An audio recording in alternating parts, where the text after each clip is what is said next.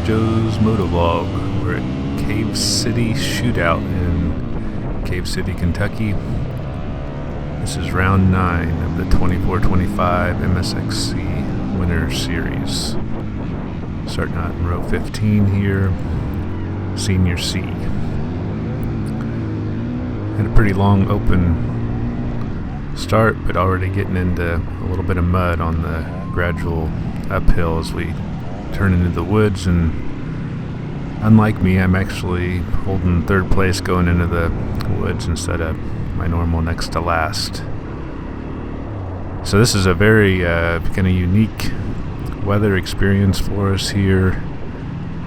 In early February it was 66, 68 degrees, and it had been doing a little bit of raining in the last few days, so that's what's typical here at Cave City. It's either frozen and slick, or it's these mudders. It was definitely not frozen, but it definitely had some elements of being a mudder and being slick at the same time. As a result of that, there was really kind of no perfect set of tires to run here. I chose to go total mud tires based on my experience here last year, which was so bad I never even made a video out of it. But the consistency of the soil at this place has a lot of clay in it, so the issue here is it really wants to stick to your tires, and they're hard to get your tires cleared out. So having remembered that, I ran a little bit different front tire than I've ever ran. Ed Fessler, if you've ever watched his videos, last year he ran the Stark Varg here, and he was running a Bridgestone sand tire, and the closest thing I could find to that tire was a Bridgestone Battle Cross X10, and I'm talking about my front tire here. And so I put that on, and glad I did. It did stay cleaned out, and then I just stuck with my normal M5B in the back for mud. Problem with that combination is Cave City also has a bunch of exposed rocks, so when you go real soft terrain, for traction in the mud, you definitely give up traction on these slick exposed plate rock that we dealt with. But all in all, you had to make a decision, and I think that was the right decision because there was such deep mud and soft ground around and deep ruts that that could literally stop your race if you couldn't make it past that, whereas the rocks just kind of were something you could deal with, or at least I could for the most part, even though it wasn't as good as running like a gummy. So here's some plate rock here that guys are struggling on, and I just used the traction I had before the plate rock to get some momentum to get across. So that was kind of the trick there, and not doing anything too sudden on those rocks, and you could kind of keep moving. So that was kind of my back setup, my tire setup based on how Ed had done last year with that setup here. He did a lot better than I did. And really, at least on this first lap, I only get stuck a little bit once, and you'll see that coming up. And it was avoidable in future laps. So overall, did okay. 3 years ago when I was at this location was frozen and slick. I think I was on my TE 300. Last year it was a total mudder. I was on the XR 600 and just kind of got it stuck, and took an hour and a half to do one lap. And then this year on the DRZ, I was a little bit smarter about bike setup, and the conditions weren't quite as wet and was able to do 4 laps. The best laps were in the 31-minute range. And I think my last lap, I dropped down to maybe even 37 minutes. It was, in some ways, the conditions got better, but then in other ways, in terms of like ruts, they got worse. So definitely tough conditions, and I think I would like this place dry, but because it's always been such non-ideal conditions in the soil, the way it is here, it's kind of become my least favorite location, even though I ended up doing pretty well today.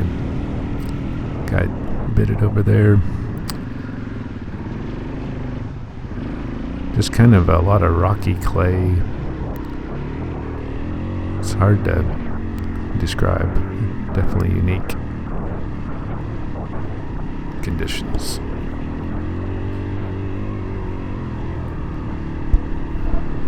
So kind of going back to my placing, I was third going into the woods. The 2 guys ahead of me, Jason on the Yamaha, I think he was leading into the woods, and then there was a KTM in between us. I think that KTM might be ahead of me right now here. I passed Jason a while back. He, I don't know, if like his bike stalled or something, but then he catches back up with me off camera.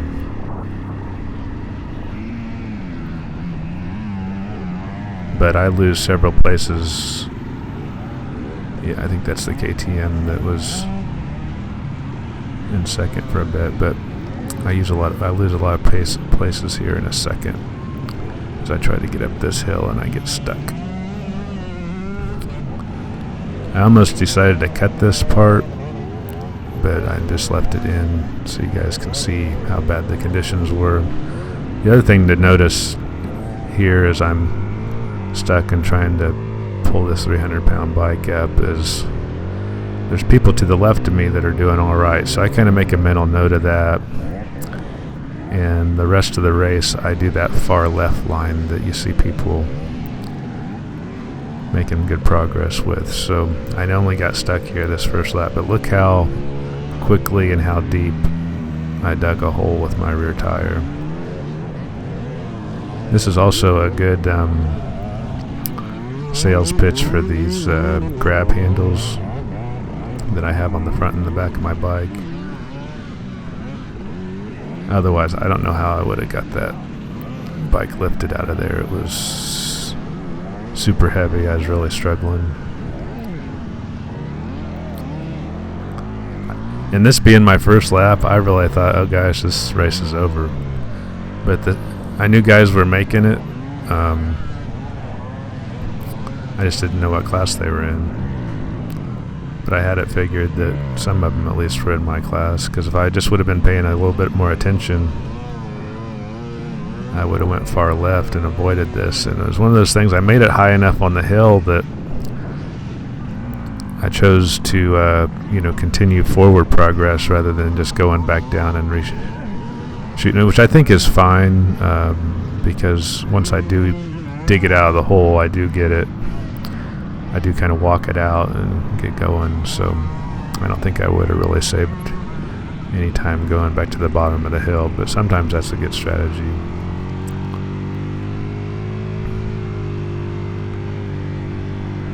That's when it's all about momentum. I just needed to get the tire unstuck. I pretty much got past the worst of it. Now later on in the race, though, even this part here was avoidable. There was these places up here above that weren't a whole lot better. You can see guys struggling here, and I think I did get stuck a little bit lap 2 or 3 up in these sections.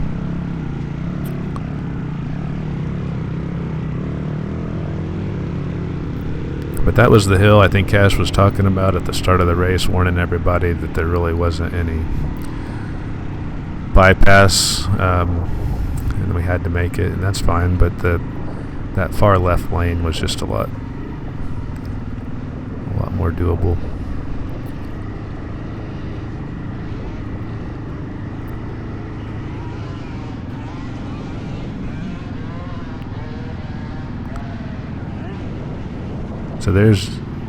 So I was right. Jason had got ahead of me, but then here he is stuck here, and I don't really understand how he got stuck there. It was like getting stuck on a downhill, but he was obviously in a deep breath there. I never really struggled at that point on any of the laps, but there's definitely a lot of places to get stuck.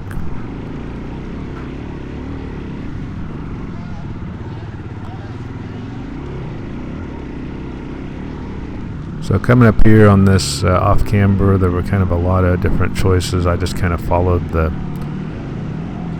crowd.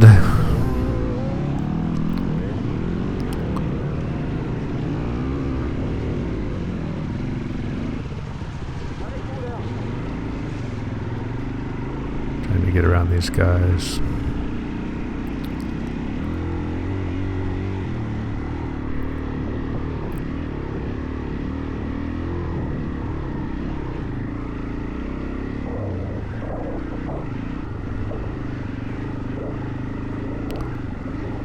One thing you notice compared to my Glacier Run video, I think I've kind of figured out the camera setup. I needed to put the lighting on in an auto setting, so we didn't have those whiteout conditions. And I also, based on Rob Feaster's videos, I went to a higher frame rate. I think it's 48 instead of 30.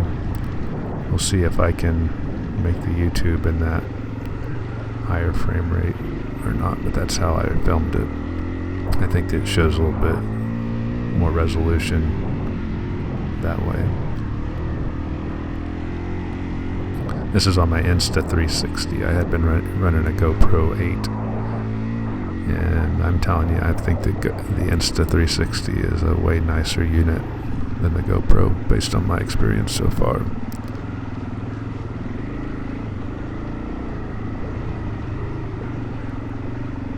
Between Glacier Run and this race, I did a kind of a dual sport ride in the Natural Bridge area. I filmed it. I haven't finished the video on it yet, but I kind of used that as my practice run and figuring out what my settings should be during the dual sport ride, where I had a little more time to fool around with it. During a race, about all you can hope for is not getting a glob of mud on the lens that makes it unwatchable. For the most part, being a mudder, I kept the lens pretty clean during this race.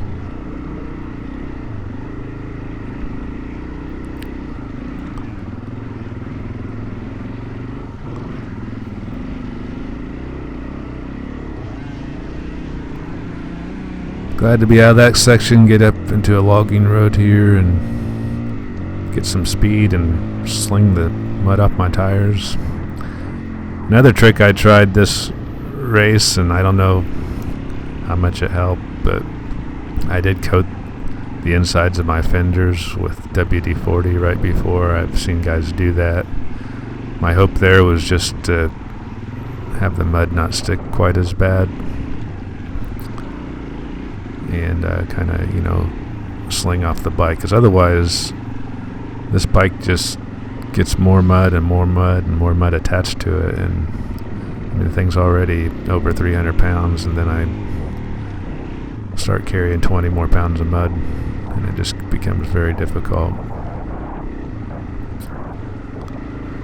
It did still collect mud, but I think it took a few laps for it to happen. I think the WD seemed to work pretty well the first couple laps.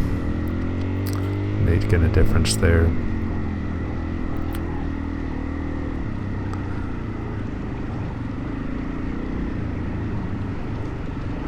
Another thing I did, kind of based on my experience at, I think it was East Fork Creek, was that the bad one? Was I didn't put as much gas in the tank, because you just don't burn as much when you're riding slower, so made it less top heavy.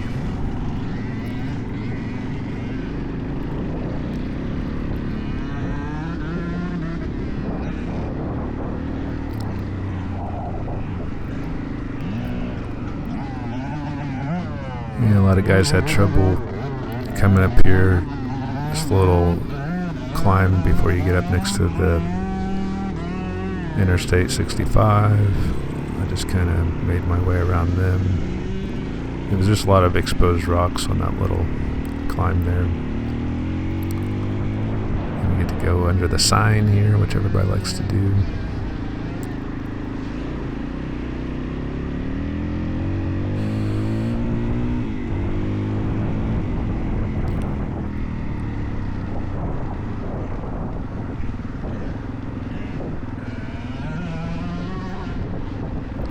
About halfway through this first lap.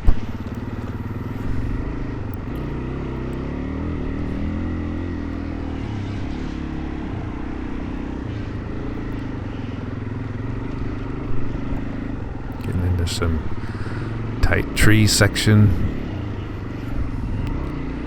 And it was kind of slick back in here. There wasn't much depth to it, but traction was still pretty low. I tried to run in third gear as much as I could to just settle the suspension and less tire spin and just therefore more traction. The bike wouldn't, want to be coming around or anything like that.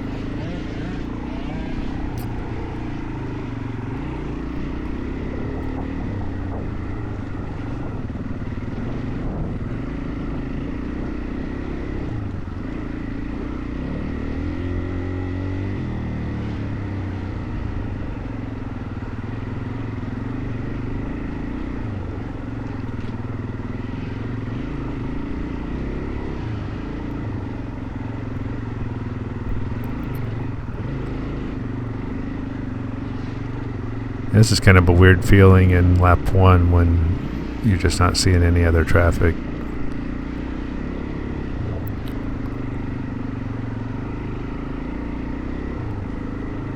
It won't be long though before the row 1 pro guys catch up with me, and they'll be lapping me before I've even finished one lap.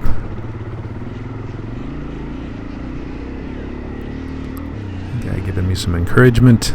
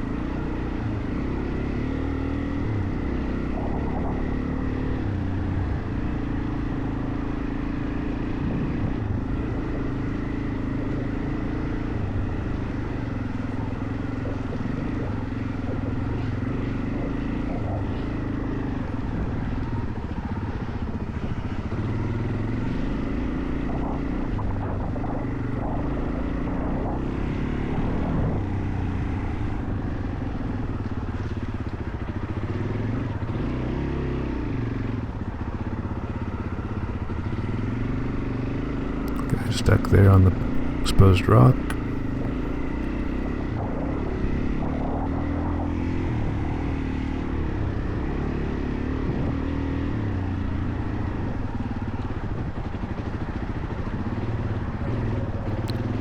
The course was supposed to be about 6 miles long today.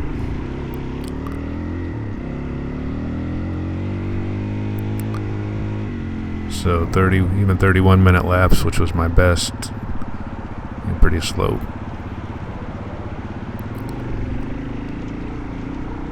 Usually the shorter courses, like 6 miles, you're looking at 22, 24-minute laps. So it was just tough conditions.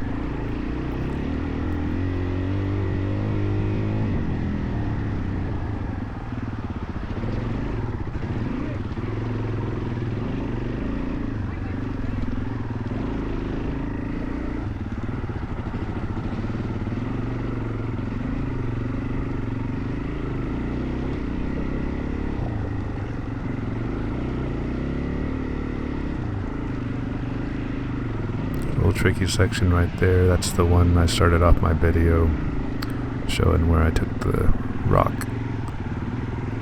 line the first time.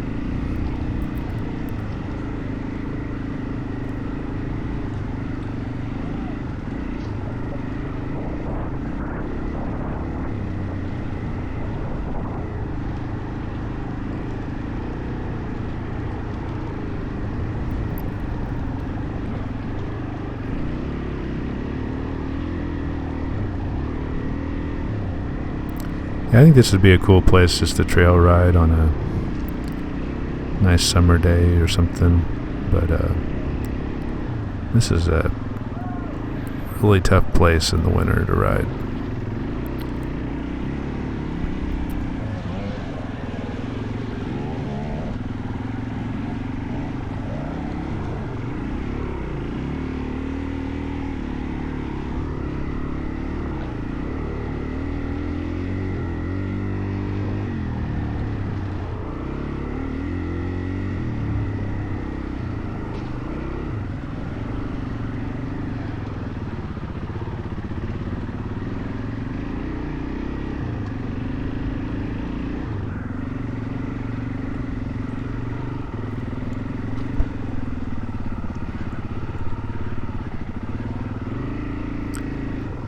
Back in these trees, it's just, again, it's slicker than it looks.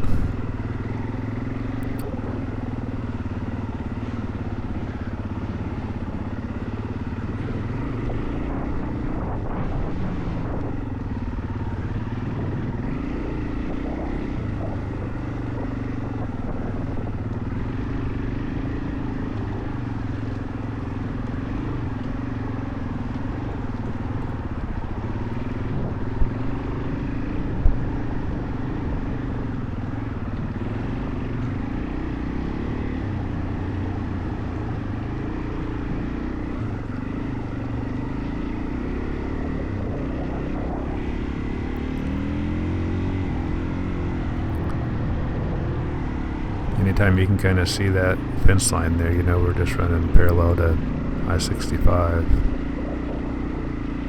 I think we'd be heading north, and that'd be southbound that you can see sometimes.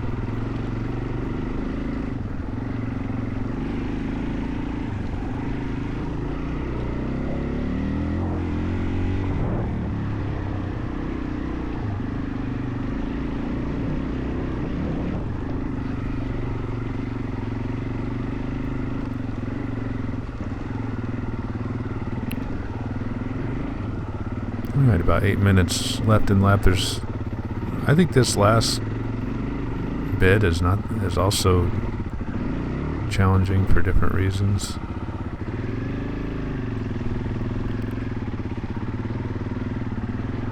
Just a lot of variety in course, but you start getting a lot more of this exposed rock combined with the mud.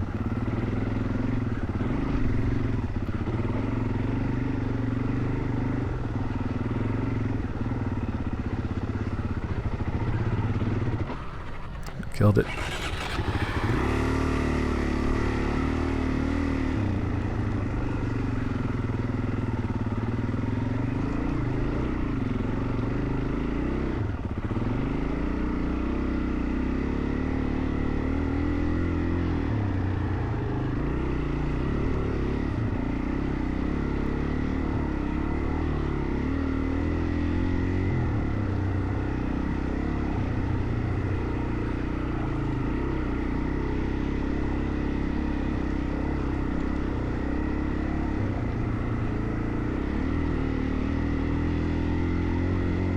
Little tricky spots like that where you're in between some rocks and some logs.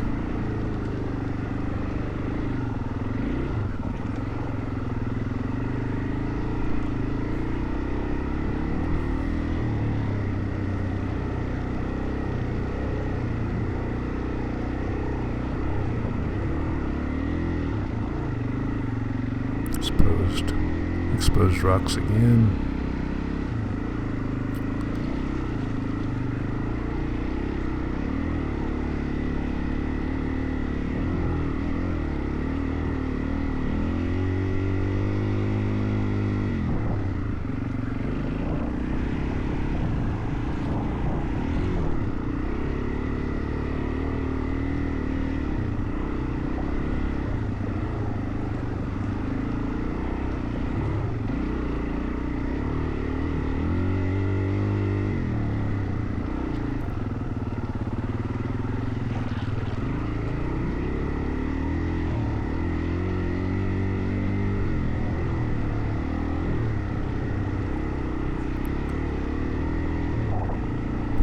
to shift gears here and get into third, but I guess I'm just playing it kind of safe. But it does tend to kind of wear you out when the engine's revving high. Too much reaction to everything.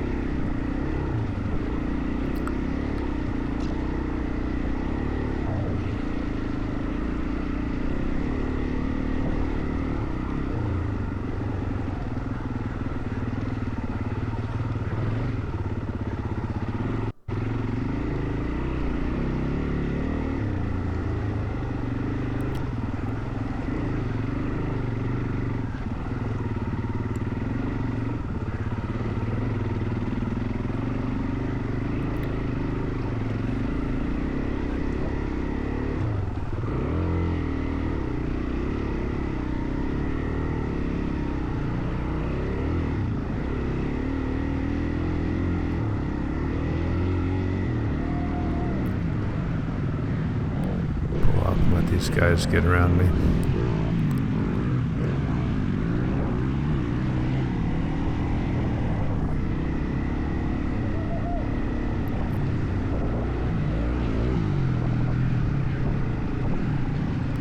Don't think any of those guys were in my class, so that's good.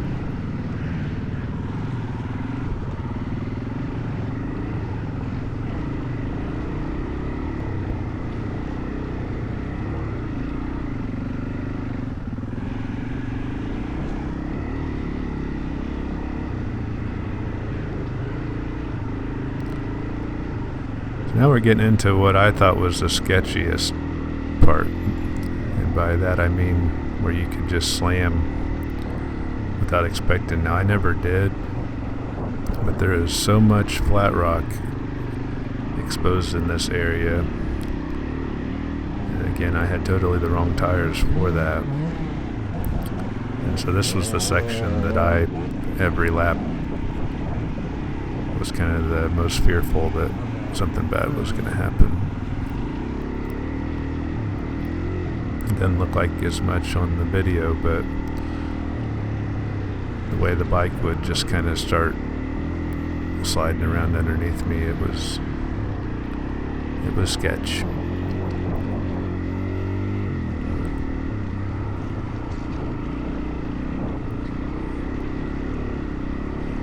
whole bunch of plate rock.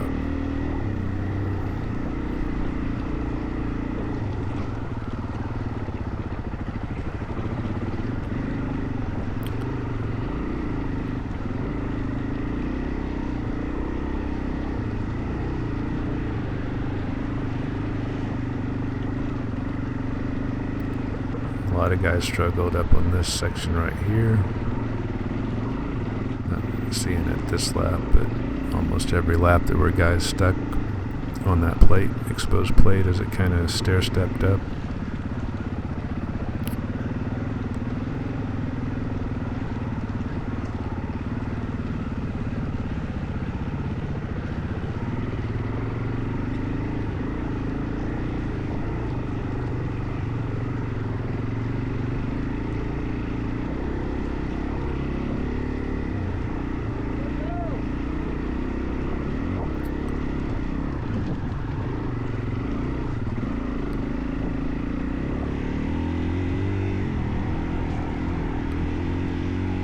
Here you think, okay, it's going to open up, but there was still a lot of that rocky surface that you were going to be riding on.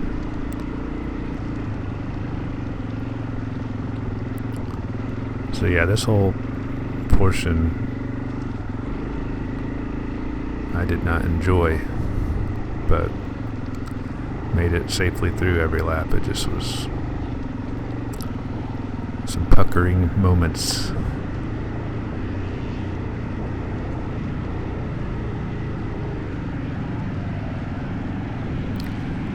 Deep trench there to the right that I avoided. I had actually walked up to that section before the race from my truck and kind of checked that out, so I remembered that rut I wanted to avoid. Then we get a place here to kind of clear out the tires before we kind of do the last little woods section before getting back into the open field and heading back towards timing. So I'm going to finish this lap here in second place. There were 6 guys in my class,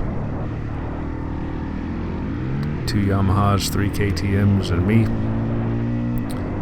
And then I catch the KTM sometime in lap 2 and end up finishing all the rest of the laps in first place. So pretty proud of that, given the conditions and difficulty. There's Rob Feaster ahead of me on this new 200. If you guys watch his videos, I recommend it. Otherwise, I'll see you at round 10 at the slab. Later.